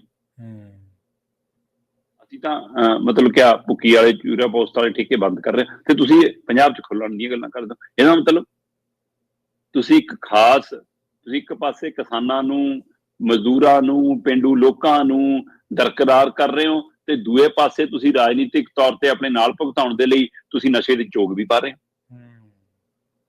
ਸੋ ਇਸ ਤਰ੍ਹਾਂ ਦੀ ਰਾਜਨੀਤੀ, ਇਹ ਬਿੱਟੂ ਦੇ ਵਿਗੜੇ ਬੋਲ ਕਿਤੇ ਪੰਜਾਬ ਨੂੰ ਕਿਸੇ ਨਵੀਂ ਭੱਠੀ ਚ ਨਾ ਝੋਂਕ ਦੇਣ। ਇਹਦੇ ਉੱਤੇ ਨਜ਼ਰ ਰੱਖਣ ਦੀ ਲੋੜ ਹੈ ਤੇ ਇਹ ਤੋਂ ਸੁਚੇਤ ਰਹਿਣ ਦੀ ਲੋੜ ਹੈ। ਜੀ ਬਿਲਕੁਲ ਬਿਲਕੁਲ। ਅਗਲੀ ਗੱਲ ਕਰੀਏ ਦਿੱਲੀ ਦੇ ਸਾਬਕਾ ਮੁੱਖ ਮੰਤਰੀ ਤੇ ਆਮ ਆਦਮੀ ਪਾਰਟੀ ਦੇ ਸੁਪਰੀਮੋ ਅਰਵਿੰਦ ਕੇਜਰੀਵਾਲ ਦੀ। ਪਹਿਲਾਂ ਵੋਟਾਂ ਤੋਂ ਪਹਿਲਾਂ ਤਾਂ ਕਹਿੰਦੇ ਰਹੇ ਜ਼ਿੰਮੇਵਾਰੀ ਸਾਨੂੰ ਦਿਓ ਤੇ ਅਸੀਂ ਤੁਹਾਡੇ ਸਾਰੇ ਕਸ਼ਟਾਂ ਦਾ ਹੱਲ ਕਰਾਂਗੇ, ਦੁੱਖਾਂ ਨੂੰ ਤੋੜ ਦਿਆਂਗੇ, ਪੰਜਾਬ ਦੇ ਖਜ਼ਾਨੇ ਨੂੰ ਭਰ ਦਿਆਂਗੇ। ਹੁਣ ਕਹਿੰਦੇ ਚਿੱਟੇ ਨੂੰ ਪੰਜਾਬ ਦੇ ਵਿੱਚੋਂ ਬਾਹਰ ਕਰਨ ਦੀ ਜ਼ਿੰਮੇਵਾਰੀ ਸਰਪੰਚਾਂ ਦੀ ਹੈ, ਤੇ ਜੇ ਜ਼ਿੰਮੇਵਾਰੀ ਸਰਪੰਚਾਂ ਦੀ ਹੈ ਤੇ ਫਿਰ ਜਿਹੜਾ ਪੰਜਾਬ ਪੁਲਿਸ ਦਾ ਲੱਖ ਬੰਦਾ ਹੈ ਤੇ ਤੁਸੀਂ ਜਿਹੜੇ 117 ਇਕੱਠੇ ਹੋਏ ਆ ਰਾਜ ਸਭਾ ਤੇ ਲੋਕ ਸਭਾ ਵਾਲੇ ਮਿਲਾ ਕੇ 13 ਤੇ 7-8 ਉਹ ਮਿਲਾ ਕੇ, ਤੁਸੀਂ ਤਨਖਾਹ ਫਿਰ ਕਾਹਦੀ ਲੈਂਦੇ ਆ? ਤੁਸੀਂ ਵੀ ਬਹਿ ਜਾਓ ਘਰਾਂ ਦੇ ਵਿੱਚ। ਨਹੀਂ ਪ੍ਰਵੀਨ ਜੀ, ਤਨਖਾਹ ਵਾਲਾ ਜੇ ਮਸਲਾ ਹੈ, ਤਨਖਾਹ ਤਾਂ ਸਰਪੰਚਾਂ ਨੂੰ, ਪੰਚਾਂ ਨੂੰ ਵੀ ਦੇਣੀ ਸੀ। ਹਾਂਜੀ ਬਿਲਕੁਲ। ਉਹ ਕਿੱਥੇ ਗਈ? ਉਹ ਕਿੱਥੇ ਗਈ? ਸਹੀ। ਜਿੱਦਣ ਸਰਪੰਚਾਂ ਨੂੰ ਸਹੁੰ ਚੁਕਾਈ ਉਦਣ ਸੋਸ਼ਲ ਮੀਡੀਆ ਪਲੇਟਫਾਰਮਾਂ ਤੇ ਮੁੱਖ ਮੰਤਰੀ ਭਗਵੰਤ ਮਾਨ ਦੇ ਪੁਰਾਣੀਆਂ ਖਬਰਾਂ ਦੇ ਕਟੀਆਂ ਖੂਬ ਘੁੰਮੀਆਂ। ਸਹੀ ਸਹੀ ਬਿਲਕੁਲ। ਕਹਿੰਦੇ ਜੀ ਮੁੱਖ ਮੰਤਰੀ ਸਾਹਿਬ ਮੰਗ ਕਰਦੇ ਹੁੰਦੇ ਸੀ ਕਿ ਸਰਪੰਚਾਂ ਨੂੰ 25,000 ਰੁਪਇਆ ਮਹੀਨਾ ਮਾਣ ਭੱਤਾ ਮਿਲੂਗਾ, ਪੰਚਾਂ ਨੂੰ ਪਤਾ ਨਹੀਂ 10,000 11,000। ਉਹ ਖਬਰਾਂ ਖੂਬ ਚੱਲੀਆਂ, ਤੇ ਜਿੱਦਣ ਸਹੁੰ ਚੁਕਾਈ ਉਦਣ ਐਲਾਨ ਦਿੰਦੇ। ਫਿਰ ਕੀ ਬਣਿਆ ਉਹਦਾ? ਬਿਲਕੁਲ ਜਿਹੜਾ ਸਵਾਲ ਤੁਹਾਡਾ ਦੂਸਰਾ ਉਹ ਪਹਿਲੂ ਬਹੁਤ ਸੋਚਣ ਵਾਲਾ ਹੈ ਜੀ। ਪੰਜਾਬ ਦੇ ਵਿੱਚ ਦੇ ਨਾਂ ਦੇ ਉੱਤੇ, ਚਿੱਟਿਆਂ ਦੇ ਨਾਂ ਦੇ ਉੱਤੇ ਸਾਰੀਆਂ ਧਿਰਾਂ ਨੇ ਰਾਜਨੀਤੀ ਕੀਤੀ। ਬਿਲਕੁਲ ਜੀ, ਬਿਲਕੁਲ। ਤੇ ਦੋ ਪਾਰਟੀਆਂ ਤਾਂ ਸੱਤਾ ਸੁੱਖ ਮਾਣ ਗਈਆਂ ਇਸ ਸਿਰ ਤੇ। ਕੈਪਟਨ ਅਮਰਿੰਦਰ ਸਿੰਘ ਨੇ ਗੁਟਕਾ ਸਾਹਿਬ ਹੱਥ 'ਚ ਫੜ ਕੇ ਗੁਰੂ ਘਰ ਕੰਨੀ ਨੂੰ ਮੂੰਹ ਕਰਕੇ ਕਿਹਾ 4 ਹਫ਼ਤਿਆਂ 'ਚ ਨਸ਼ਾ ਮੁਕਾ ਦੂੰ ਪੰਜਾਬ। ਬਿਲਕੁਲ ਕਿਹਾ ਜੀ, ਬਿਲਕੁਲ ਕਿਹਾ। ਪੌਣੇ 5 ਸਾਲ ਰਾਜ ਕੀਤਾ ਉਹਨੇ ਖੁਦ, ਤੇ 5 ਸਾਲ ਉਹਦੀ ਪਾਰਟੀ ਨੇ। ਕੈਪਟਨ ਸਾਹਿਬ ਤੁਰ ਗਏ, ਪਾਰਟੀ ਦਾ ਰਾਜ ਸੱਤਾ ਚੱਲ ਗਈ, ਪਰ 4 ਹਫ਼ਤੇ ਨਹੀਂ ਬੋੜੇ ਉਹਨਾਂ ਦੇ। ਉਸੇ ਸਰਕਾਰ ਨੂੰ ਤੋੜਨ ਦੇ ਲਈ ਕੇਜਰੀਵਾਲ ਦੀ ਵੀਡੀਓ ਜਨਤਕ ਘੁੰਮ ਰਹੀ ਹੈ, ਜਿਸ ਚੋਂ ਕਹਿ ਰਹੇ 3 ਮਹੀਨੇ ਦਾ ਸਮਾਂ ਦੇ ਦਿਓ। ਹਾਂਜੀ ਹਾਂਜੀ, ਬਿਲਕੁਲ ਬਿਲਕੁਲ। ਪੰਜਾਬ 'ਚ ਸਰਕਾਰ ਬਣਦਿਆਂ ਹੀ 3 ਮਹੀਨੇ 'ਚ ਪੰਜਾਬ 'ਚ ਨਸ਼ਾ ਮੁਕਾ ਦੇਣਗੇ। ਗਰੰਟੀਆਂ 'ਚ ਇੱਕ ਗਰੰਟੀ ਸੀ, ਇਹ ਮੇਰੀ ਗਰੰਟੀ ਹੈ। ਕੇਜਰੀਵਾਲ ਦੇ ਬੋਲ ਨੇ, ਸੋਸ਼ਲ ਮੀਡੀਆ ਤੇ ਕੱਢ ਕੇ ਸੁਣ ਲਿਓ ਜਿਹਨੇ ਸੁਣਨਾ ਹੋਵੇ। ਹੁਣ ਵੀ ਪਈ ਹੈ, ਬਿਲਕੁਲ। ਤੇ ਜੇ ਕੈਪਟਨ ਦੇ 4 ਹਫ਼ਤੇ ਨਹੀਂ ਆਏ ਤਾਂ ਕੇਜਰੀਵਾਲ ਜੀ ਤੁਹਾਡੇ 3 ਮਹੀਨੇ ਵੀ ਨਹੀਂ ਆਏ, 3 ਸਾਲ ਬੀਤ ਗਏ। ਸਹੀ ਸਹੀ ਸਹੀ। ਤੇ ਹੁਣ 3 ਸਾਲਾਂ ਬਾਅਦ ਤੁਸੀਂ ਕਹਿੰਦੇ ਹੋ ਕਿ ਪੰਜਾਬ 'ਚੋਂ ਚਿੱਟਾ ਬਾਹਰ ਕਰਨਾ, ਚਿੱਟੇ ਨੂੰ ਪਿੰਡਾਂ 'ਚੋਂ ਬਾਹਰ ਕੱਢਣਾ, ਮਕਾਉਣਾ ਸਰਪੰਚਾਂ ਦੀ ਜ਼ਿੰਮੇਵਾਰੀ। ਫਿਰ ਤੁਹਾਡੀ ਜ਼ਿੰਮੇਵਾਰੀ ਕੀ ਆ? ਸਹੀ ਹੈ। ਤੁਹਾਡੀ ਸਰਕਾਰ ਦੀ ਜ਼ਿੰਮੇਵਾਰੀ ਕੀ ਆ? ਇੱਕ ਪਾਸੇ ਤੁਹਾਡੀ ਪੁਲਿਸ ਕਹਿੰਦੀ ਆ ਕਿ ਅਸੀਂ 13 ਕਰੋੜ ਤੋਂ ਵੱਧ ਦੀ ਮਤਲਬ ਕਿ ਡਰੱਗ ਮਨੀ ਫੜ ਲਈ, ਅਸੀਂ ਤਾਂ ਜੀ 200 ਕਰੋੜ ਰੁਪਏ ਦੀ ਜਾਇਦਾਦ ਜ਼ਬਤ ਕਰ ਲਈ, ਅਸੀਂ ਤਾਂ ਜੀ 10,000 ਤੋਂ ਵੱਧ ਬੰਦਾ ਗ੍ਰਿਫਤਾਰ ਕਰ ਲਿਆ। ਪੁਲਿਸ ਤਾਂ ਤੁਹਾਡੇ ਇਹ ਦਮਗੇ ਮਾਰਦੀ ਆ। ਮੁੱਖ ਮੰਤਰੀ ਸਾਹਿਬ ਤੁਹਾਡੇ ਰੈਲੀਆਂ ਕਰਕੇ ਕਹਿੰਦੇ ਨੇ ਕਿ ਹਾਂ ਜੀ ਲੋ ਜੀ ਨਸ਼ੇ ਤੇ ਫਤਿਹ ਪਾ ਲਈ ਅਸੀਂ। ਤੇ ਤੁਸੀਂ ਪੰਜਾਬ ਦੇ ਸਰਪੰਚਾਂ ਨੂੰ ਸਹੁੰ ਚੁਕਾਉਣ ਲੱਗਿਆ ਇਹ ਕਹਿੰਦੇ ਹੋ ਕਿ ਪੰਜਾਬ 'ਚੋਂ ਨਸ਼ਾ ਮੁੱਕਿਆ ਨਹੀਂ, ਇਹਨੂੰ ਬਾਹਰ ਕੱਢਣ ਲਈ, ਨਸ਼ੇ ਦੀਆਂ ਜੜ੍ਹਾਂ ਪੁੱਟਣ ਲਈ ਸਰਪੰਚ ਭੂਮਿਕਾ ਨਿਭਾਉਣ। ਤੇ ਫਿਰ ਸਰਕਾਰ ਅਸੀਂ ਕਾਹਦੇ ਲਈ ਚੁਣੀ ਸੀ? ਸਹੀ ਸੀ। ਇਹ ਕੱਲਾ ਸਰਪੰਚਾਂ ਨੂੰ ਨਿਰਦੇਸ਼ ਨਹੀਂ, ਕੇਜਰੀਵਾਲ ਦਾ ਇੱਕ ਸਿਆਸੀ ਦਾ ਇਹ ਭਗਵੰਤ ਮਾਨ ਨੂੰ ਠਿੱਬੀ ਲਾਉਣ ਦਾ। ਠੀਕ ਹੈ। ਉਸ ਸਟੇਜ ਤੋਂ, ਸਹੁੰ ਚੁਕਾਉਣ ਵਾਲੀ ਸਟੇਜ ਤੋਂ, ਤੇ ਉਸ ਤੋਂ ਬਾਅਦ ਚੱਬੇਵਾਲ ਤੇ ਡੇਰਾ ਬਾਬਾ ਨਾਨਕ ਚੋਣ ਪ੍ਰਚਾਰ ਦੌਰਾਨ ਕੇਜਰੀਵਾਲ ਨੇ ਇੱਕ ਗੱਲ ਦੁਹਰਾਈ ਬਾਰ-ਬਾਰ। ਠੀਕ ਹੈ। ਕਿ ਜੇ ਤੁਹਾਡੇ ਕੋਈ ਕੰਮ ਨਾ ਹੋਣ ਤਾਂ ਮੇਰੇ ਕੋਲ ਆ ਜਿਓ। ਇਹ ਕਹਿ ਰਿਹਾ ਕਿ ਕਹਿਣ ਨੂੰ ਇਹ ਆ ਮੁੱਖ ਮੰਤਰੀ ਹੁਣ ਸੁਪਰੀਮੋ ਮੈਂ ਹੀ ਆ ਪੰਜਾਬ ਦਾ ਵੀ, ਮਾਲਕ ਮੈਂ ਹੀ ਆ। ਨਹੀਂ, ਬੰਦਾ ਇਹ ਕਹਿੰਦਾ ਕਿ ਆ ਬੈਠਾ ਤੁਹਾਡਾ ਮੁੱਖ ਮੰਤਰੀ, ਜਿਹਦਾ ਕੰਮ ਨਹੀਂ ਹੁੰਦਾ ਸਿੱਧੇ ਆਓ ਇਹਨਾਂ ਕੋਲ। ਸਹੀ ਸਹੀ। ਤੁਹਾਡੇ ਕੋਲ ਕਿਹੜੀ ਪਾਵਰ ਆ ਵੀ? ਤੁਸੀਂ ਤਾਂ ਆਪਣੀ ਵਾਲੀ ਕੁਰਸੀ ਵੀ ਆਤਸ਼ੀ ਨੂੰ ਦੇਤੀ, ਤੁਸੀਂ ਕਿਹੜੀ ਪਾਵਰ ਨਾਲ ਕਹਿ ਰਹੇ ਹੋ ਕਿ ਮੈਂ ਕੰਮ ਕਰਾਉਂਗਾ, ਮੇਰੇ ਕੋਲ ਆ ਜਿਓ। ਸੰਵਿਧਾਨਕ ਉਹਦਾ ਕਿਹੜਾ ਤੁਹਾਡੇ ਕੋਲ ਪੰਜਾਬ? ਬਿਲਕੁਲ। ਪਾਰਟੀ ਦੇ ਨੁਮਾਇੰਦੇ ਹੋ ਸਕਦੇ ਉਹਨਾਂ ਦੀ, ਤੇ ਪੰਜਾਬ ਦੇ ਨਹੀਂਗੇ। ਬਿਲਕੁਲ ਜੀ। ਇੰਨਾ ਹੀ ਨਹੀਂ ਕਿਹਾ ਤੁਸੀਂ, ਆ ਨਸ਼ਿਆਂ ਦੇ ਹਵਾਲੇ ਨਾਲ ਇਹ ਕਹਿਣ ਦੀ ਕੋਸ਼ਿਸ਼ ਕੀਤੀ ਕਿ ਇਸ ਮਸਲੇ 'ਚ ਭਗਵੰਤ ਮਾਨ ਫੇਲ ਹੈ। ਹੁਣ ਉਹ ਵੀ ਆਪ ਕਹਿ ਦੋ ਨਾ ਕਿ ਮੈਂ ਹੀ ਚਲਾ ਰਿਹਾ ਸੀਗਾ ਇਸ ਲਈ ਫੇਲ ਹੈ। ਥੋੜਾ ਪਹਿਲੂ ਹੈ। ਤੇ ਫਿਰ ਭਗਵੰਤ ਮਾਨ ਵੀ ਹੈ ਤਾਂ ਕਲਾਕਾਰ ਹੈ ਨਾ ਪਹਿਲਾਂ, ਤੇ ਉਹਨੇ ਵੀ ਉਹ ਲਾਲੇ ਵਾਲੀ ਕਹਾਣੀ ਸੁਣਾ ਕੇ ਸਿਰਾ ਲਾਤੀ। ਫਿਰ ਉਸੇ ਸਿਰ ਕੀ ਕਹਿੰਦਾ ਜੀ, ਲਾਲੇ ਦੀ ਲੁੱਟ ਅਜੇ ਵੀ ਜਾਰੀ ਹੈ। ਅੱਛਾ। ਤੇ ਪੰਜਾਬ 'ਚ ਲਾਲਾ ਸ਼ਬਦ ਕਿਹਦੇ ਲਈ ਵਰਤਿਆ ਜਾਂਦਾ? ਇਹ ਕੋਈ ਦੱਸਣ ਦੀ ਲੋੜ ਨਹੀਂ ਹੈ, ਸਾਹਮਣੇ ਬਿਠਾ ਕੇ ਉਹਨੇ ਵੀ ਕਹਿਤਾ। ਮਤਲਬ ਇਹ ਕਹਿਣਾ ਚਾਹ ਰਿਹਾ ਕਿ ਮੇਰੇ ਹੱਥ ਕੁਛ ਨਹੀਂ ਗਾ, ਸਿੱਧਾ ਮਾਲ ਇਹ ਲੁੱਟ ਰਹੇ ਨੇ। ਸਵਾਲ ਇਹ ਹੈ ਕਿ ਇਹ ਵਿਅੰਗ 'ਚ ਕਹਿਣ ਦੀ ਬਜਾਏ ਭਗਵੰਤ 'ਚ ਸਿੱਧਾ ਕਹਿਣ ਦਾ ਦਮ ਹੈ ਹੁਣ। ਸਹੀ ਸਹੀ, ਬਿਲਕੁਲ। ਜਿਹੜਾ ਕਹਿੰਦਾ ਸੀ ਕਿ ਮੈਨੂੰ ਤਾਂ ਪੰਜਾਬ ਦੇ ਲੋਕਾਂ ਨੇ ਚੁਣਿਆ ਹੈ, ਤੇ ਉਹਨਾਂ ਜਿਹੜੇ ਲੋਕਾਂ ਨੇ ਚੁਣਿਆ ਉਹਨੂੰ ਸੱਚ ਦੱਸ ਦੇ ਫਿਰ ਕਿ ਭਾਈ ਮੇਰੇ ਤੋਂ ਹਰਾ ਪੈਨ ਖੋਹ ਲਿਆ, ਮੇਰੇ ਤੋਂ ਗੁੱਡਣੀਆਂ ਲਵਾ ਲੀਆਂ। ਸਹੀ ਸਹੀ ਸਹੀ। ਕੇਜਰੀਵਾਲ ਨੇ ਫਿਰ ਪਰਿਵਾਰਵਾਦ ਦਾ ਪਹਿਲੂ ਵੀ ਉੱਠਿਆ। ਤੁਸੀਂ ਕਮਾਲ ਦੀ ਰਾਜਨੀਤੀ ਦੇਖੋ, ਰਵਨੀਤ ਬਿੱਟੂ ਗਿੱਦੜਬਾਹ 'ਚ ਬੈਠ ਕੇ ਕਹਿ ਰਿਹਾ ਕਿ ਰਾਜਾ ਵੜਿੰਗ ਦੇਖੋ ਪਰਿਵਾਰਵਾਦ ਪਾਲ ਲਿਆ, ਆਪਣੀ ਤੀਵੀਂ ਨੂੰ ਟਿਕਟ ਦਵਾਤੀ, ਹੈ ਨਾ। ਕੇਜਰੀਵਾਲ ਡੇਰਾ ਬਾਬਾ ਨਾਨਕ ਜਾ ਕੇ ਕਹਿ ਰਿਹਾ ਕਿ ਰੰਧਾਵੇ 2 ਨੇ, ਇੱਕ ਰੰਧਾਵਾ ਚੋਰ ਹੈ ਤੇ ਇੱਕ ਮੇਰੇ ਕੋਲ ਖੜਾ ਇਮਾਨਦਾਰ ਹੈ, ਉਹਨੇ ਤਾਂ ਆਪਣੀ ਘਰ ਨੂੰ ਟਿਕਟ ਦਵਾਤੀ, ਪਰਿਵਾਰਵਾਦ ਪਾਲ ਨੇ। ਦੋਵੇਂ ਕਿਹੜੇ ਮੂੰਹ ਨਾਲ ਕਹਿੰਦੇ ਨੇ ਮੈਨੂੰ ਸਮਝ ਨਹੀਂ ਆਉਂਦੀ। ਕੇਜਰੀਵਾਲ ਭੁੱਲ ਗਏ ਕਿ ਉਹ ਤੋਂ ਚੰਦ ਮਿੰਟ ਪਹਿਲਾਂ ਤੁਸੀਂ ਚੱਬੇਵਾਲ ਤੋਂ ਆਏ ਹੋ, ਤੇ ਚੱਬੇਵਾਲ ਤੁਸੀਂ ਆਪਣੀ ਪਾਰਟੀ ਦੇ MP ਦੇ ਮੁੰਡੇ ਨੂੰ ਟਿਕਟ ਦੇ ਕੇ ਆਏ ਹੋ, ਪਰਿਵਾਰਵਾਦ ਨਹੀਂ। ਇੱਧਰ ਮੀਠੀਅਰ ਦਾ ਮਾਸੀ ਦਾ ਮੁੰਡਾ ਅਸਲੀ ਹੈ ਜਾਂ ਨਕਲੀ ਹੈ, ਮੁੱਦਾ ਤਾਂ ਹੈ ਨਾ ਪੰਜਾਬ 'ਚ, ਨੇੜਲੇ ਨੂੰ ਟਿਕਟ ਹੈ, ਤੇ ਉਹ ਪਰਿਵਾਰਵਾਦ ਨਹੀਂ। ਜੀ ਬਿਲਕੁਲ। ਬਿੱਟੂ ਤਾਂ ਬਿਲਕੁਲ ਬੇਸ਼ਰਮਪਣਾ। ਮਤਲਬ ਜਿਹੜਾ ਦਾਦੇ ਦੇ ਸਿਰ ਤੇ ਹੈ ਨਾ, ਫਿਰ ਭੂਆ ਨੂੰ ਵੀ ਟਿਕਟ, ਤਾਏ ਚਾਚੇ ਨੂੰ ਵੀ ਟਿਕਟ ਹੈ, ਫਿਰ ਇੱਕ ਭਰਾ ਵੀ, ਇੱਕ ਆਪ ਵੀ, ਹੈ ਨਾ, ਅਜੇ ਪਰਿਵਾਰਵਾਦ ਨੀਗਾ। ਮਤਲਬ ਜੇ ਰੰਧਾਵੇ ਦੀ ਘਰ ਵਾਲੀ ਤੇ ਰਾਜਾ ਵੜਿੰਗ ਦੀ ਘਰ ਵਾਲੀ ਨੂੰ ਟਿਕਟ ਮਿਲਣਾ ਗਲਤ ਹੈ, ਤਾਂ ਚੱਬੇਵਾਲ ਦੇ ਮੁੰਡੇ ਨੂੰ ਟਿਕਟ ਮਿਲਣਾ ਵੀ ਗਲਤ ਹੈ। ਕਿਵੇਂ? ਹਾਂਜੀ ਬਿਲਕੁਲ। ਕਿਵੇਂ ਤੇ ਤੁਸੀਂ ਪਰਿਵਾਰਵਾਦ ਦੇ ਤੌਰ ਤੇ ਬਾਰ-ਬਾਰ ਟਿਕਟਾਂ ਲੈਂਦੇ ਰਹੇ ਹੋ ਤੇ ਤੁਹਾਡਾ ਵੀ ਫਿਰ ਗਲਤ ਹੈ। ਸੋ ਇਸ ਪਹਿਲੂ ਦੀ ਰਾਜਨੀਤੀ ਦੀ ਕਿਸ ਕਦਰ ਦੀ ਸਥਿਤੀ ਹੈ, ਇੱਥੋਂ ਸਮਝਣ ਦੀ ਲੋੜ ਹੈ ਕਿ ਇਹ ਮੌਕੇ ਦੀ ਨਜਾਕਤ ਨੂੰ ਧਿਆਨ ਚ ਰੱਖ ਕੇ ਸਿਰਫ ਤੇ ਸਿਰਫ ਵੋਟਾਂ ਨੂੰ ਧਿਆਨ ਚ ਰੱਖ ਕੇ ਪਹਿਲੂ ਉਭਾਰੇ ਜਾ ਰਹੇ ਨੇ। ਇਹਨਾਂ 4 ਸੀਟਾਂ ਦੀ ਜਿਮਨੀ ਚੋਣ ਦੇ ਦੌਰਾਨ ਪੰਜਾਬ ਦੇ ਕਿਸੇ ਮਸਲੇ ਤੇ ਉਂਗਲ ਨਹੀਂ ਧਰੀ ਜਾ ਰਹੀ। ਸਹੀ ਪੰਜਾਬ ਦੇ ਕਿਸੇ ਮਸਲੇ ਦੇ ਹੱਲ ਦੇ ਵੱਲ ਨਹੀਂ ਵਧਿਆ ਜਾ ਰਿਹਾ, ਔਰ ਨਾ ਹੀ ਇਹਨਾਂ ਹਲਕਿਆਂ ਦੇ ਵੱਲ ਨੂੰ। ਮਤਲਬ ਮਨਪ੍ਰੀਤ ਬਾਦਲ ਕਹਿੰਦਾ ਮੈਂ ਮਨਜ਼ੂਰ ਕਰਾ ਲਿਆ ਪ੍ਰੋਜੈਕਟ, ਹਥਿਆਉਣ ਦੀ ਹੈ, ਮਸਲਿਆਂ ਦੀ ਰਾਜਨੀਤੀ ਨਹੀਂ ਹੈ, ਮੁੱਦਿਆਂ ਦੀ ਰਾਜਨੀਤੀ ਨਹੀਂ ਹੈ। ਬਿਲਕੁਲ ਸਹੀ ਹੈ ਜੀ। ਨਿਗਮ ਚੋਣਾਂ ਦੀ ਗੱਲ ਕਰੀਏ, ਜਿਹੜੀ ਹੁਣ ਦੀ ਸਰਕਾਰ ਆ, ਆਪਾਂ ਇੱਕ ਦਿਨ ਝਾੜਾਂ ਦੀ ਗੱਲ ਕੀਤੀ ਸੀ, ਸਰਕਾਰ ਨੂੰ ਜਿਹੜੀਆਂ ਹਾਈ ਕੋਰਟ ਤੋਂ ਪੈ ਰਹੀਆਂ ਸੀ, ਹੁਣ ਤਾਂ ਉਸ ਤੋਂ ਵੀ ਉੱਤੇ ਆਰਡਰ ਹੋ ਗਏ, ਕਹਿੰਦੇ 15 ਦਿਨਾਂ 'ਚ ਜਾਰੀ ਕਰੋ ਨਿਗਮ ਚੋਣਾਂ ਦਾ ਨੋਟੀਫਿਕੇਸ਼ਨ। ਤੇ ਇਹ ਹਾਈ ਕੋਰਟ ਨੇ ਨਹੀਂ ਕਿਹਾ, ਕਿਸੇ ਹੋਰ ਕੋਰਟ ਨੇ ਨਹੀਂ ਕਿਹਾ, ਸੁਪਰੀਮ ਕੋਰਟ ਨੇ ਕਿਹਾ ਜੀ। ਪਰਮੀਨ ਜੀ, ਜਦੋਂ ਆਦਤ ਤੇ ਪੈ ਜਾਵੇ ਝਾੜਾਂ ਖਾਣ ਦੀ, ਆ ਹੁਣ ਤਾਜ਼ੀਆਂ ਝਾੜਾਂ ਜਿਹੜੀ ਸੜਕ ਬਣਨੀ ਆ ਉਹਦੇ ਨਾਂ ਤੇ ਵੀ ਖਾ ਰਹੇ ਨੇ, ਨਿਗਮ ਦੇ ਨਾਂ ਤੇ ਵੀ ਖਾ ਚੁੱਕੇ ਨੇ, ਸਰਪੰਚੀ ਦੇ ਨਾਂ ਤੇ ਵੀ ਖਾ ਚੁੱਕੇ ਨੇ, ਜੇ ਜ਼ਿਲ੍ਹਾ ਪ੍ਰੀਸ਼ਦ ਬਲਾਕ ਸੰਮਤੀ ਰਹਿ ਗਈ। ਮਤਲਬ ਪੰਜਾਬ ਤਾਂ ਚੋਣਾਂ 'ਚ ਰਹੂਗਾ। ਇਹ ਸਰਕਾਰ ਦੇ ਟਾਈਮ ਦਾ ਪਤਾ ਹੀ ਨਹੀਂ ਲੱਗ ਰਿਹਾ, ਜਦ ਦੀ ਬਣੀਆਂ ਨਿਤ ਦਿਨ ਚੋਣ ਚੱਲਦੀ ਆ ਕੋਈ ਨਾ ਕੋਈ। ਸਹੀ ਸਰਕਾਰ ਬਣਦਿਆਂ ਹੀ ਸੰਗਰੂਰ ਵਾਲੀ ਜਿਮਨੀ ਚੋਣ ਆ ਗਈ, ਹੈ ਨਾ, ਫਿਰ ਜਲੰਧਰ MP ਵਾਲੀ ਆ ਗਈ, ਫਿਰ ਜਲੰਧਰ MLA ਵਾਲੀ ਆ ਗਈ, ਹੁਣ ਆ 4 ਜਿਮਨੀ ਚੋਣਾਂ ਆ ਗਈਆਂ। ਉਹ ਤੋਂ ਪਹਿਲਾਂ ਸਰਪੰਚੀ ਵਾਲੀਆਂ ਚੋਣਾਂ ਹੋ ਕੇ ਹਟੀਆਂ, ਹੁਣ ਆ ਨਗਰ ਨਿਗਮ ਆ ਜਾਣੀਆਂ, ਫਿਰ ਜ਼ਿਲ੍ਹਾ ਪ੍ਰੀਸ਼ਦ ਬਲਾਕ ਸੰਮਤੀ ਆ ਜਾਣੀਆਂ, ਹੈ ਨਾ। ਹੋ ਸਕਦਾ ਜਦ ਨੂੰ ਸ਼੍ਰੋਮਣੀ ਕਮੇਟੀ ਵਾਲਾ ਪਹਿਲੂ ਵੀ ਆ ਜਾਵੇ, ਹੈ ਨਾ, ਤੇ ਜਦ ਨੂੰ ਫਿਰ 27 ਆ ਜਾਊਗਾ, ਤੇ ਉਦੋਂ ਪਹਿਲਾਂ ਵੇਚਦੀ ਕਿਸੇ ਰਾਜਾਂ ਦੀਆਂ ਵੀ ਆ ਜਾਣੀਆਂ। ਉਹ ਇਹ ਪਹਿਲੂ ਹੈ। ਤੁਸੀਂ ਇਹ ਦੇਖੋ, ਹੁਣ ਨਗਰ ਨਿਗਮ ਚੋਣਾਂ ਦੇ ਮਸਲੇ ਦੇ ਉੱਤੇ ਮਾਨਯੋਗ ਹਾਈ ਕੋਰਟ ਨੇ ਕਿਹਾ ਪਹਿਲਾਂ 15 ਦਿਨਾਂ 'ਚ ਨੋਟੀਫਿਕੇਸ਼ਨ ਜਾਰੀ ਕਰੋ। ਉਹਨਾਂ ਨੇ ਉਹ ਟਪਾਤਾ। ਫਿਰ ਉਹਨਾਂ ਨੇ ਸਖਤੀ ਨਾਲ ਕਿਹਾ 10 ਦਿਨਾਂ ਜਾਰੀ ਕਰੋ। ਆਪਾਂ ਗੱਲ ਕਰ ਰਹੇ ਸੀ ਕਿ ਤਾਂ 15 ਦਿਨਾਂ ਨਾਲ ਇਹਨੂੰ ਚੈਲੰਜ ਕਰਨ ਨੂੰ ਫਿਰਦੇ ਸੀ, ਪਤਾ ਨਹੀਂ ਕਾਗਜ਼ ਪੱਤਰ ਕੋਈ ਤਿਆਰ ਨਹੀਂ ਹੋਇਆ, ਪਤਾ ਨਹੀਂ ਕੀ ਹੋਇਆ। ਦੀਵਾਲੀ ਨੂੰ ਰਾਤਾਂ ਨੂੰ ਜਗਾ ਕੇ ਦਫ਼ਤਰ ਖਲਾ ਕੇ ਲੱਟਾਂ ਬਾਲ ਕੇ ਇਹਨਾਂ ਸਕੱਤਰ 'ਚ ਕੰਮ ਕੀਤਾ। ਆਖਰ ਜਦੋਂ ਦੁਬਾਰਾ 10 ਦਿਨ ਦਾ ਹੁਕਮ ਆਇਆ, ਫਿਰ ਉਹਨੂੰ ਚੈਲੰਜ ਕਰਨੇ ਸੁਪਰੀਮ ਕੋਰਟ ਚਲੇ ਗਏ। ਮਸਲਾ ਸੀਗਾ ਕਿ ਸ਼ਹਿਰਾਂ 'ਚ ਕੁਛ ਕੀਤਾ ਹੀ ਨਹੀਂਗਾ, ਇਸ ਲਈ ਕੋਈ 4 ਛਿੱਲੜ ਸਿੱਟ ਲਈਏ, ਚਾਹੇ ਉਹ ਵੋਟਾਂ ਖਰੀਦਣ ਲਈ ਤੇ ਚਾਹੇ ਦਿਖਾਉਣ ਲਈ। ਤੇ ਉਹ ਕਵਾਇਦ ਲਈ ਇਹ ਸਮਾਂ ਮੰਗਦੇ ਸੀ। ਇਹਨਾਂ ਦਾ ਵਕੀਲ ਚੀਖ ਕੇ ਕਹਿ ਰਿਹਾ ਸੀ 16 ਹਫ਼ਤੇ ਦਾ ਸਮਾਂ ਦੇ ਦਿਓ ਜੀ, ਹੱਦਬੰਦੀ ਦਾ ਕੰਮ ਰਹਿੰਦਾ ਜੀ। ਤੇ ਮਾਨਯੋਗ ਹਾਈ ਕੋਰਟ ਨੇ ਪਹਿਲਾਂ ਤੇ ਹੁਣ ਕੱਲ ਸੁਪਰੀਮ ਕੋਰਟ ਨੇ ਕਿਹਾ ਕਿ ਕਿਹੜੀ ਹੱਦਬੰਦੀ, ਸ਼ਹਿਰ ਤਾਂ ਉੱਥੇ ਹੀ ਨੇ ਨਾ ਜੀ, ਉਹੀ ਨੇ ਨਾ, ਵੋਟਾਂ ਪਾਉਣੀਆਂ ਨਾ, ਜਿਸ ਸਥਿਤੀ 'ਚ ਉਸ ਸਥਿਤੀ ਚੋਣਾਂ ਕਰਾਓ। ਹੁਣ ਮਾਨਯੋਗ ਸੁਪਰੀਮ ਕੋਰਟ ਨੇ, ਠੀਕ ਹੈ, ਕੁਝ ਦਿਨਾਂ ਇਹਨੂੰ ਸਰਕਾਰ ਨੂੰ ਰਾਹਤ ਵਜੋਂ ਦੇਖ ਰਹੀ ਹੈ ਕਿ 4 ਮਹੀਨੇ ਮੰਗ ਰਹੇ ਸੀ, ਲਗਭਗ 2 ਮਹੀਨੇ ਦੇ ਗੇੜ ਤਾਂ ਮਿਲੇ ਗਿਆ, 8 ਹਫ਼ਤਿਆਂ ਦਾ ਸਮਾਂ ਮਿਲ ਗਿਆ। ਕਿਉਂਕਿ ਮਾਨਯੋਗ ਸੁਪਰੀਮ ਕੋਰਟ ਨੇ ਕਿਹਾ ਵੀ ਕਿ 15 ਦਿਨਾਂ 'ਚ ਭਾਵ 2 ਹਫ਼ਤਿਆਂ 'ਚ ਨੋਟੀਫਿਕੇਸ਼ਨ ਜਾਰੀ ਕਰੋ ਤੇ 8 ਹਫ਼ਤਿਆਂ ਦੇ ਵਿੱਚ ਚੋਣਾਂ ਦਾ ਕੰਮ ਨਿਬੇੜੋ। ਸੋ ਇਹਦਾ ਮਤਲਬ 2 ਮਹੀਨੇ ਦਾ ਤੁਹਾਨੂੰ ਸਮਾਂ ਤਾਂ ਮਿਲੇ ਗਿਆ। ਪਰ ਉਹਨਾਂ ਨੇ ਕਿਹਾ ਕਿ ਹੱਦਬੰਦੀ ਨੂੰ ਛੇੜਨ ਦਾ ਕੋਈ ਮਸਲਾ ਨਹੀਂ, ਜਿਸ ਤਰੀਕੇ ਉਵੇਂ ਵੋਟਾਂ ਕਰਾਓ।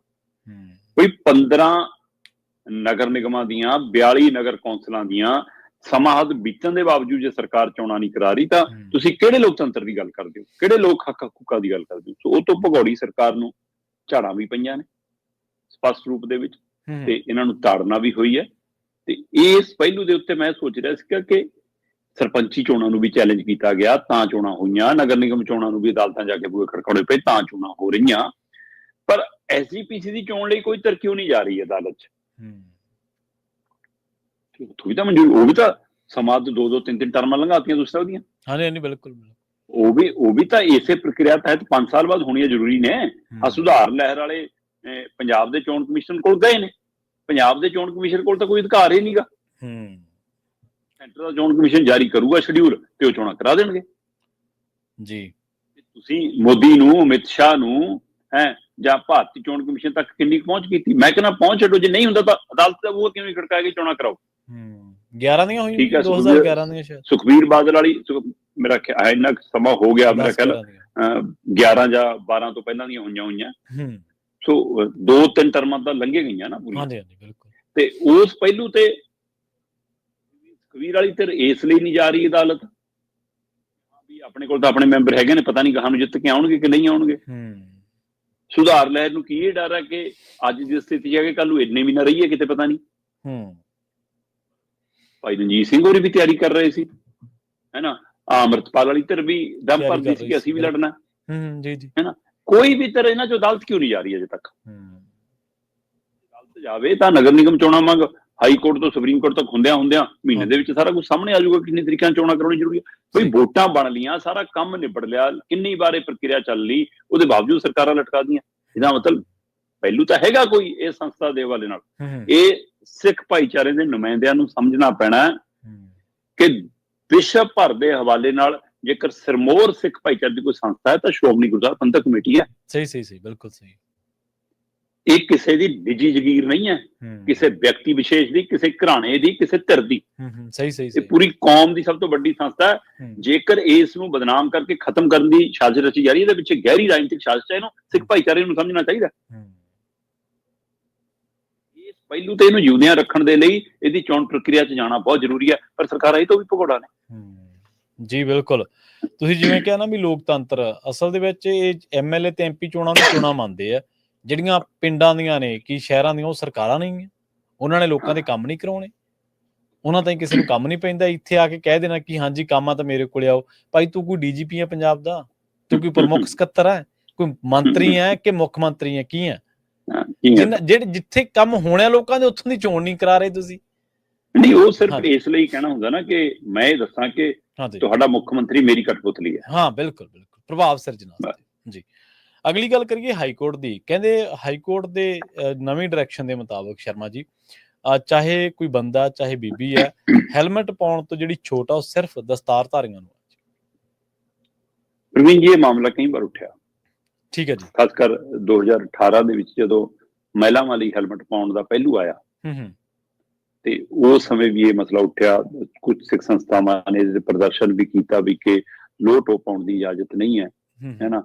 ਉੱਥੇ ਫਿਰ ਇਹ ਵੀ ਪਹਿਲੂ ਆਇਆ ਕਿ ਵੀ ਜਿਹਦੇ ਨਾਲ ਕੌਰ ਲੱਗਿਆ ਉਹ ਨਾ ਪਾਵੇ ਚਾਹੇ, ਹੈ ਨਾ। ਫਿਰ ਇਹ ਪਹਿਲੂ ਤੇ ਵੀ ਆਇਆ। ਪਰ ਸਵਾਲ ਫਿਰ ਇੱਥੇ ਨਾਲ ਇਹ ਵੀ ਉੱਠਿਆ ਕਿ ਜੇਕਰ ਉਹ ਮਤਲਬ ਕਿ ਪੂਰੇ ਸਿੱਖ ਬਾਣੇ 'ਚ ਨਹੀਂ ਹੈਗਾ, ਹੈ ਨਾ, ਫਿਰ ਇਕੱਲੇ ਨਾਮ ਨਾਲੇ ਥੋੜਾ ਸਿੱਖੀ ਹੈ। ਫਿਰ ਇਸ ਪਹਿਲੂ ਤੇ ਵੀ ਕੁਝ ਸੰਸਥਾਵਾਂ ਨੇ ਸਵਾਲ ਖੜੇ ਕੀਤੇ। ਉਹ ਰੋਲੇ ਘਚੋਲੇ 'ਚ ਕੰਮ ਚੱਲੀ ਗਿਆ। ਹੁਣ ਕੋਈ ਪਾਉਂਦਾ, ਕੋਈ ਨਹੀਂ ਪਾਉਂਦਾ। ਪੰਜਾਬ 'ਚ ਤਾਂ ਵੈਸੇ ਅਜੇ ਵੀ ਨਹੀਂ 90% ਲੋਕ ਪਾਉਂਦੇ ਨਾ। ਜਿਹੜੇ ਨਹੀਂ ਵੀ ਹੈਗੇ ਦਸਤਾਰ ਜਿਹੜੇ ਬੰਦੇ ਨੇ, ਉਹਨਾਂ ਨੇ ਤਾਂ ਛੋਟ ਸਾਰੀ ਕੀਤੀ ਹੈਗੀ ਹੈ। ਪਰ ਜਿਨ੍ਹਾਂ ਨੇ ਵਾਲ ਕਟਾਏ ਨੇ ਇਹਨਾਂ ਜਾਂ ਹੋਰ ਭਾਈਚਾਰੇ 'ਚ ਆਉਂਦੇ ਨੇ, ਉਹ ਕਿਹੜਾ ਉੱਥੇ ਪੰਜਾਬ 'ਚ ਪਾ ਕੇ ਰਾਜੀ ਨੇ? ਸਹੀ ਬਿਲਕੁਲ ਸਹੀ ਨਿਯਮ ਤਾਂ ਉੱਥੇ। ਪਰ ਇਹ ਪਹਿਲੂ ਜ਼ਿਆਦਾਤਰ ਉੱਭਰਿਆ ਚੰਡੀਗੜ੍ਹ ਦੇ ਹਵਾਲੇ ਨਾਲ। ਠੀਕ ਹੈ ਜੀ। ਤੇ ਚੰਡੀਗੜ੍ਹ 'ਚ ਹੁਣ ਅੱਧੀਆਂ ਕੁ ਬੀਬੀਆਂ ਪਾਈ ਦਿਖਣਗੀਆਂ, ਅੱਧੀਆਂ ਕੁ ਨਹੀਂ ਪਾਈ ਦਿਖਣਗੀਆਂ। ਫਿਰ ਕਈਆਂ ਨੇ ਇਹ ਵੀ ਸਵਾਲ ਕੀਤਾ ਕਿ ਵੀ ਜਿਹੜੇ ਮੁੰਡੇ ਸਾਡੇ ਨਾਮ ਨਾਲ ਸਿੰਘ ਲਵਾਉਂਦੇ ਨੇ ਪਰ ਵਾਲ ਕਟਾਏ ਨੇ, ਉਹ ਤਾਂ ਚੰਡੀਗੜ੍ਹ 'ਚ ਪਾ ਲੈਂਦੇ ਨੇ, ਹੈ ਨਾ। ਇਸ ਪਹਿਲੂ ਤੇ ਕਈ ਤਰ੍ਹਾਂ ਚਰਚਾ ਚੱਲਦੀ ਰਹੀ। ਪਰ ਹੁਣ ਮੁੜ ਕੇ ਇੱਕ ਪਹਿਲੂ ਆਇਆ ਕੋਰਟ ਦੇ ਵਿੱਚ। ਉਹ ਪਹਿਲੂ ਸੀਗਾ 2 ਪਹੀਆ ਵਾਹਨ ਤੇ ਜਵਾਕਾਂ ਦੇ ਹਵਾਲੇ। ਅਸਲ 'ਚ ਸਵੇਰੇ ਜਦੋਂ ਮਾਪਿਓ ਜਵਾਕ ਨੂੰ ਛੱਡਣ ਜਾਂਦੇ ਆ ਸਕੂਲਾਂ 'ਚ, ਤਾਂ ਆਪਣੇ ਤਾਂ ਹੈਲਮਟ ਪਾਇਆ ਹੁੰਦਾ, ਜਵਾਕ ਦੇ ਪਾਇਆ ਨਹੀਂ ਹੁੰਦਾ।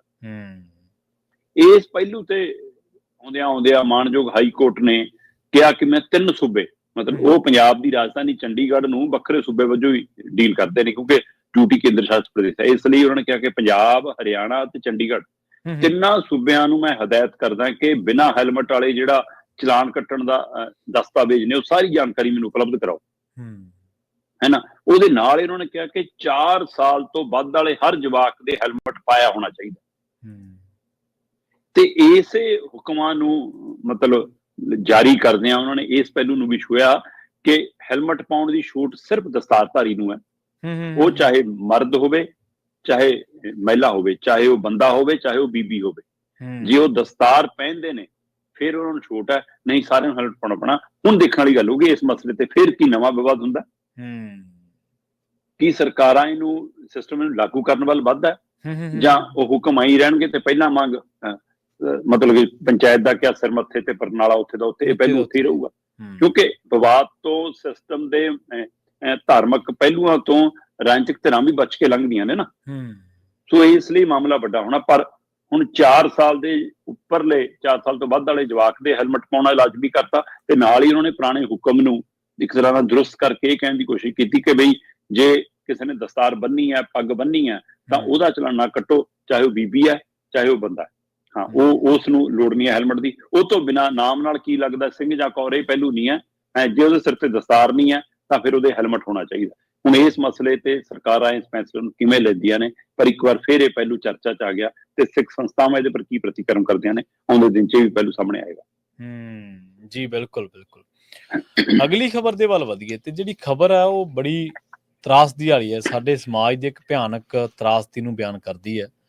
ਅਕਸਰ ਇਹ ਕਿਹਾ ਜਾਂਦਾ ਕਿ ਜਿਹੜੇ ਹਸਪਤਾਲ ਨੇ, ਖਾਸ ਕਰਕੇ ਪ੍ਰਾਈਵੇਟ, ਉਹ ਬੰਦੇ ਦਾ ਇਲਾਜ ਤਾਂ ਕਰ ਦਿੰਦੇ ਨੇ, ਪਰ ਉਹ ਘਰਦਿਆਂ ਦੇ ਵਿੱਚ ਉਹਨੂੰ, ਮਰੀਜ਼ ਨੂੰ ਛੁੱਟੀ ਦਿਵਾਉਣ ਦੀ ਜਿਹੜੀ ਪਹੁੰਚ ਆ ਉਹ ਨਹੀਂ ਰਹਿ ਜਾਂਦੀ। ਆਰਥਿਕ ਤੌਰ ਤੇ ਉਹਨਾਂ ਨੂੰ ਇੰਨਾ ਕੁ ਠੱਗ ਲਿਆ ਜਾਂਦਾ। ਔਰ ਕਈ ਤਾਂ ਲੋਕ ਇਹਨਾਂ ਨੂੰ ਕਹਿੰਦੇ ਨੇ ਕਿ ਇਹ ਲੋਕਾਂ ਦਾ ਚੰਮ ਨੋਚਣ ਵਾਲੀਆਂ ਉਹ ਜੋਕਾਂ ਨੇ ਜਿਹੜੀਆਂ ਸਿਰਫ ਤੇ ਸਿਰਫ ਜਾਨ ਛੱਡਦੀਆਂ ਨੇ, ਹੋਰ ਕੁਝ ਨਹੀਂ ਛੱਡਦੀਆਂ ਪੱਲੇ। ਇੱਕ ਖਬਰ ਆ ਬੜੀ, ਦੱਸਿਓ ਜ਼ਰੂਰ ਕਿ ਕਿੱਥੋਂ ਦੀ ਹੈ। ਇੱਕ ਹਸਪਤਾਲ ਦਾ ਬਿੱਲ ਤਾਰਨ ਖਾਤਰ ਇੱਕ ਨਵਜੰਮੀ ਬਾਲੜੀ ਨੂੰ ਪਿਓ ਜਿਹੜਾ ਉਹ ਵੇਚਣ ਤੁਰ ਪਿਆ ਜੀ। ਪ੍ਰਵੀਨ ਜੀ, ਜਿਹੜੀ ਤੁਸੀਂ ਚੰਮ ਨੋਚਣ ਵਾਲੀ ਗੱਲ ਕਰਦੇ ਹੋ, ਮੈਂ ਖੁਦ ਇਸ ਗੱਲ ਦੇ ਵਿੱਚੋਂ ਲੰਘਿਆ ਜੀ। ਇੱਕ ਚੰਡੀਗੜ੍ਹ ਦਾ ਇੱਕ ਪ੍ਰਾਈਵੇਟ ਹਸਪਤਾਲ ਤੇ ਇੱਕ ਮੋਹਾਲੀ ਖੇਤਰ ਦਾ ਵੱਡਾ ਨਾਮੀ ਗ੍ਰਾਮੀ ਹਸਪਤਾਲ, ਇਹਨਾਂ ਦੋਵਾਂ ਹਸਪਤਾਲਾਂ ਦੀਆਂ ਘਟਨਾਵਾਂ ਨੇ। ਸਾਡੇ ਨੇੜਲਿਆਂ ਦੀਆਂ 2 ਵਿਅਕਤੀਆਂ ਦੇ ਇਲਾਜ ਦੌਰਾਨ ਉਹਨਾਂ ਹਸਪਤਾਲਾਂ 'ਚ ਮੌਤ ਹੋਈ। ਲੱਖਾਂ ਦੇ ਬਿੱਲ ਪਹਿਲਾਂ ਵਸੂਲੇ ਗਏ, ਪਰ ਉਹਦੇ ਬਾਵਜੂਦ ਵੀ ਤੁਹਾਡਾ ਜੀ 20,000 ਰਹਿੰਦਾ, ਤੁਹਾਡਾ 50,000 ਰਹਿੰਦਾ, ਡੈੱਡ ਬੋਡੀ ਨਹੀਂ ਦਿਆਂਗੇ। ਉਹਨਾਂ ਨੇ ਕਿਹਾ ਕਿ ਭਾਈ ਦੇ ਦਿੰਦੇ, ਤੁਸੀਂ ਡੈੱਡ ਬੋਡੀ ਤਾਂ ਜਾਰੀ ਕਰੋ। ਮਤਲਬ ਇਹ ਵਰਤਾਰੇ 'ਚੋਂ ਅਸੀਂ ਆਪ ਲੰਘਿਆ। ਮੈਨੂੰ ਤਾਂ ਪਤਾ ਕਿ ਇਹ ਹਸਪਤਾਲ ਕਿਸ ਕਦਰ ਇਹਨਾਂ ਦੀ ਜ਼ਮੀਰ ਮਰ ਜਾਂਦੀ ਹੈ ਨਾ। ਤੇ ਪਰ ਇੱਥੇ ਤਾਂ ਜਿਉਂਦੀ ਜਾਗਦੀ ਬਾਲੜੀ ਦਾ ਮਸਲਾ, ਜਿਹੜੀ ਖਬਰ ਤੇ ਤੁਸੀਂ ਚਰਚਾ ਕਰਨ ਦੀ ਗੱਲ ਕਰ ਰਹੇ ਹੋ, ਇਹ ਹਰਿਆਣੇ ਦੀ ਘਟਨਾ ਜੀ। ਹਰਿਆਣੇ ਦੇ ਗੋਹਾਣਾ ਖੇਤਰ ਦੇ ਹਵਾਲੇ ਨਾਲ ਇਹ ਖਬਰ ਹੈ। ਉੱਥੇ ਇੱਕ ਪਰਿਵਾਰ ਡਿਲੀਵਰੀ ਦੇ ਇੱਕ ਪ੍ਰਾਈਵੇਟ ਹਸਪਤਾਲ 'ਚ ਦਾਖਲ ਹੁੰਦਾ। ਉਹਨਾਂ ਦੇ ਘਰੇ ਜਵਾਕੜੀ ਜੰਮਦੀ ਹੈ ਤੇ ਜਵਾਕੜੀ ਜੰਮਣ ਤੋਂ ਬਾਅਦ ਉਹਨਾਂ ਨੂੰ ਛੁੱਟੀ ਦੇਣ ਤੋਂ ਪਹਿਲਾਂ 50,000 ਦਾ ਬਿੱਲ ਬਕਾਇਆ ਕਹਿ ਕੇ ਉਹਨਾਂ ਨੂੰ ਛੁੱਟੀ ਦੇਣ ਇਨਕਾਰ ਕਰਤਾ। ਤੁਸੀਂ ਹਸਪਤਾਲ ਤੋਂ ਬਾਹਰ ਨਹੀਂ ਨਿਕਲ ਸਕਦੇ ਕਿ 50,000 ਦਾ ਬਿੱਲ ਤਾਰੋ। ਤੇ ਉਹ ਪਰਿਵਾਰ ਕਹਿੰਦਾ ਵੀ ਅਸੀਂ ਤਾਰਨ ਦੇ ਅਸਮਰਥ ਹਾਂ। ਤੇ ਉਹਦਾ ਪਿਓ ਸੋਸ਼ਲ ਮੀਡੀਆ ਤੇ ਪੋਸਟ ਪਾਉਂਦਾ ਕਿ ਮੇਰੀ ਜਵਾਕੜੀ ਜੇ ਕਿਸੇ ਨੇ ਗੋਦ ਲੈਣੀ ਆ, ਭਾਈ ਗੋਦ ਲੈ ਲਓ, ਮੈਂ ਹਸਪਤਾਲ ਦਾ ਬਿੱਲ ਤਾਰਨਾ, 50,000 ਰੁਪਈਆ ਮੈਂ ਦੇਣ ਦੇ ਯੋਗ ਨਹੀਂ ਜੀ। ਹੁਣ ਇਸ ਪਹਿਲੂ ਦੇ ਕੇ ਇਹ ਕਾਨੂੰਨੀ ਪ੍ਰਕਿਰਿਆ ਦੇ ਤੌਰ ਤੇ, ਕਾਨੂੰਨੀ ਤੌਰ ਤੇ ਗਲਤ ਹੈ ਕਿ ਤੁਸੀਂ ਆਪਣਾ ਜਵਾਕ ਏਦਾਂ, ਮਤਲਬ ਕਿ ਵੇਚਣ ਵਾਲੀ ਗੱਲ ਹੈ ਕਿ ਬੱਚਾ ਵੇਚਿਆ ਜਾ ਰਿਹਾ ਹੈ ਨਾ। ਬਿਲਕੁਲ ਜੀ, ਬਿਲਕੁਲ। ਸੋ ਇਸ ਪਹਿਲੂ ਤੇ ਇਹ ਮਾਮਲੇ ਦੀ ਸ਼ਿਕਾਇਤ DC ਕੋਲ ਚਲੀ ਗਈ। DC ਸਾਹਿਬ ਨੇ ਨੋਟਿਸ ਲੈ ਲਿਆ, ਹਦਾਇਤ ਹੋ ਗਈ ਸੰਬੰਧਿਤ ਵਿਭਾਗਾਂ ਨੂੰ, ਤੇ ਨਤੀਜਾ ਉਹਦੇ ਪਿਓ ਤੇ ਇੱਕ ਹੋਰ ਮੈਂਬਰ ਦੇ ਉੱਤੇ FIR ਹੋ ਗਈ। ਅੱਛਾ, ਪ੍ਰਸ਼ਾਸਨ ਦਾ ਕੰਮ ਨਿਬੜ ਗਿਆ। ਮਤਲਬ ਤੁਸੀਂ ਇੰਨੀ ਗੱਲ ਤਾਂ ਫੜ ਲਈ ਉਹਦੇ ਵਿੱਚੋਂ ਕਿ ਵੀ ਹਾਂ ਉਹ ਬੱਚੀ ਵੇਚ ਰਿਹਾ, ਬੱਚੀ ਗੋਦ ਦੇ ਰਿਹਾ, ਨੀਮਾ ਤੋੜ ਰਿਹਾ, ਪਰ ਉਹ ਤੋਂ ਪਹਿਲੀ ਵਾਲਾ ਪਹਿਲੂ ਬਿੱਲ ਤਾਰਨ ਦੇ ਅਸਮਰਥ ਹੈ, ਇਸ ਲਈ 50,000 ਦਾ ਬਿੱਲ ਨਹੀਂ ਤਾਰ ਸਕਦੇ। ਇਹਦਾ ਮਤਲਬ ਉਹ ਆਪਣਾ ਬੱਚਾ 50,000 ਤੱਕ ਵੇਚਣ ਨੂੰ ਤਿਆਰ ਹੋ ਤਾਂ ਵਿਚਾਰਾ। ਕੀ ਪ੍ਰਸ਼ਾਸਨ ਦੀ ਮੌਲਿਕ ਕੋਈ ਜ਼ਿੰਮੇਵਾਰੀ ਹੋਣੀ? ਸਹੀ, ਬਿਲਕੁਲ। ਕੀ ਸਮਾਜਿਕ ਕੋਈ ਜ਼ਿੰਮੇਵਾਰੀ ਹੋਣੀ?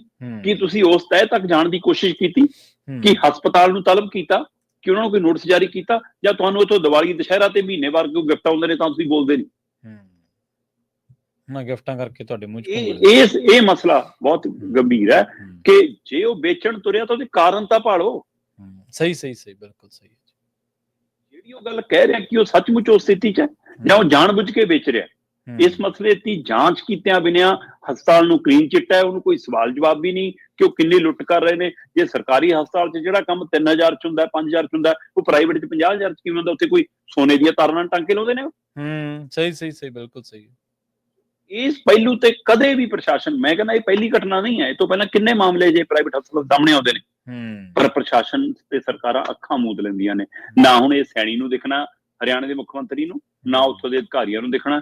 ਮਾਮਲਾ ਪਿਓ ਦੇ ਗਲ ਪੈ ਗਿਆ ਤੇ ਪੈ ਗਿਆ, ਮਾਮਲਾ ਨਿਬੜ ਗਿਆ ਜੀ। ਇੱਕ ਨਾ ਪਾਕਿਸਤਾਨ ਦੇ ਸ਼ਾਇਰ ਨੇ, ਉਹਨਾਂ ਨੇ ਇੱਕ ਗੱਲ ਲਿਖੀ, ਬਹੁਤ ਡੂੰਘੀ ਹੈ ਸ਼ਰਮਾ ਜੀ। ਉਹ ਤੁਸੀਂ ਤਾਂ ਖੁਦ ਲਿਟਰੇਚਰ ਦੇ ਵਿੱਚ ਔਰ ਰਚਨਾਵਾਂ ਲਿਖਦੇ ਰਹਿੰਦੇ ਹੋ। ਤੂੰ ਕੀ ਜਾਣੇ ਯਾਰ ਮੀਰਾ ਰੋਟੀ ਬੰਦਾ ਖਾ ਜਾਂਦੀ ਹੈ। ਮਤਲਬ ਇਹ ਸਮਾਜ ਦੇ ਉਸ ਵਰਗ ਦੀ ਗੱਲ ਹੈ ਜਿਹਨੂੰ, ਜਿਹੜਾ ਰੋਟੀ ਦੀ ਖਾਤਰ, ਆਪਣੇ ਢਿੱਡ ਦੀ ਅੱਗ ਬੁਝਾਉਣ ਦੀ ਖਾਤਰ ਆਪਣੇ ਆਪ ਨੂੰ ਵੀ ਕਈ ਵਾਰੀ ਖਤਮ। ਬਿਲਕੁਲ। ਔਰ ਨਵਜੰਮੇ ਬੱਚੇ ਦੀਆਂ ਲੋਕ ਖੁਸ਼ੀਆਂ ਮਨਾਉਂਦੇ ਨੇ। ਅੱਜ ਕੱਲ ਤਾਂ ਜ਼ਮਾਨੇ 'ਚ ਫਰਕ ਵੀ ਖਤਮ ਹੋ ਗਿਆ। ਕੋਈ ਬੱਚਾ, ਮੁੰਡਾ ਜਾਂ ਕੁੜੀ ਤਾਂ ਹੈ ਹੀ ਨਹੀਂ ਲੋਕਾਂ ਦੇ ਵਿੱਚ, ਬਹੁਤਾਤ ਲੋਕਾਂ ਦੇ ਵਿੱਚ, ਹਾਲਾਂਕਿ ਚਲੋ ਕੁਝ ਦੇ ਵਿੱਚ ਹੋਣਾ ਵੀ ਹੈ। ਔਰ ਇਹਨਾਂ ਖੁਸ਼ੀਆਂ ਦੇ ਵਿੱਚ ਉਹਦੀ ਖੁਸ਼ੀ ਨੂੰ ਮਨਾਉਣ ਦੀ ਥਾਂ ਤੇ ਉਹ ਕਿੱਡਾ ਭਿਆਨਕ ਜਿਹੜਾ ਉਹ ਫੈਸਲਾ ਲੈਣ ਜਾ ਰਿਹਾ, ਕਿਸ ਭਿਆਨਕ ਮੰਜ਼ਰ ਦੇ ਵਿੱਚੋਂ ਗੁਜ਼ਰਿਆ ਹੋਣਾ, ਉਹ ਉਹੀ ਜਾਣਦਾ ਬੰਦਾ ਜਾਂ ਉਹਦਾ ਰੱਬ ਜਾਣਦਾ। ਔਰ ਵੱਡੀ ਜਿਹੜੀ ਬਣਦੀ ਸੀ ਕਿ ਹੋ ਸਕਦਾ ਕਿ ਉਹਨੇ ਇਸ ਨੂੰ ਵਿਅੰਗ ਵਜੋਂ, ਚੈਲੰਜ ਵਜੋਂ ਹੀ ਸਾਹਮਣੇ ਲਿਆਂਦਾ ਹੋਵੇ, ਹੈਨਾ, ਜਾਂ ਉਹ ਮਾਲੀ ਮਦਦ ਦੇ ਹਵਾਲੇ ਉਹਨੇ ਪਹਿਲਾਂ ਸਾਹਮਣੇ ਲਿਆਂਦਾ ਹੋਵੇ। ਜੇ ਭਿਆਨਕ ਸਚਾਈ ਹੈ ਤੇ ਹਾਂਜੀ ਹਾਂ ਇਹ ਸਥਿਤੀ ਜੇ ਬਣੀ ਹੈ ਤਾਂ ਉਹਨੂੰ ਉਸ ਸਥਿਤੀ ਚੋਂ ਕੱਢਣ ਦੇ ਲਈ ਤੁਸੀਂ ਕੀ ਕੀਤਾ ਕਾਨੂੰਨੀ ਕਾਰਵਾਈ ਕਰਕੇ ਥੋੜਾ ਕੰਮ ਨਿਬੜ ਜਾਂਦਾ। ਔਰ ਸਾਰੀ ਉਮਰ ਆਪਣੀ ਡਿਗਨਿਟੀ ਨੂੰ ਕਿਵੇਂ ਮਤਲਬ ਸ਼ੀਸ਼ੇ ਦੇ ਵਿੱਚ ਆਪਣਾ ਮੂੰਹ ਦੇਖੋ, ਜੇ ਉਹਨੇ ਸੱਚਾਈ ਹੈ ਜੇ ਇਹ ਕਿੰਨੀ ਭਿਆਨਕ ਬਸ਼ਰਮ ਨੇ ਇਹ ਪ੍ਰਸ਼ਾਸਨਿਕ ਲੀਡਰ ਤੇ ਸਰਕਾਰਾਂ, ਇਹਨਾਂ ਨੂੰ ਕੋਈ ਫਰਕ ਨਹੀਂ। ਸ਼ਰਮਾ ਜੀ, ਇਹਨਾਂ ਖਾਸ ਖਬਰਾਂ ਤੇ ਖਾਸ ਜਾਣਕਾਰੀਆਂ ਦੇ ਲਈ ਤੁਹਾਡਾ ਬਹੁਤ ਬਹੁਤ ਧੰਨਵਾਦ ਜੀ। ਬਹੁਤ ਸ਼ੁਕਰੀਆ ਜੀ। ਪ੍ਰੋਗਰਾਮ ਖਬਰ ਤੇ ਨਜ਼ਰ ਨੂੰ ਆਪਾਂ ਇੱਥੇ ਸਮਾਪਤ ਕਰਾਂਗੇ। ਬਹੁਤ ਬਹੁਤ ਧੰਨਵਾਦ। ਸਤਿ ਸ਼੍ਰੀ ਅਕਾਲ। ਜੁੜੇ ਰਹੋ ਪੰਜਾਬੀ ਰੇਡੀਓ USA ਦੇ ਨਾਲ।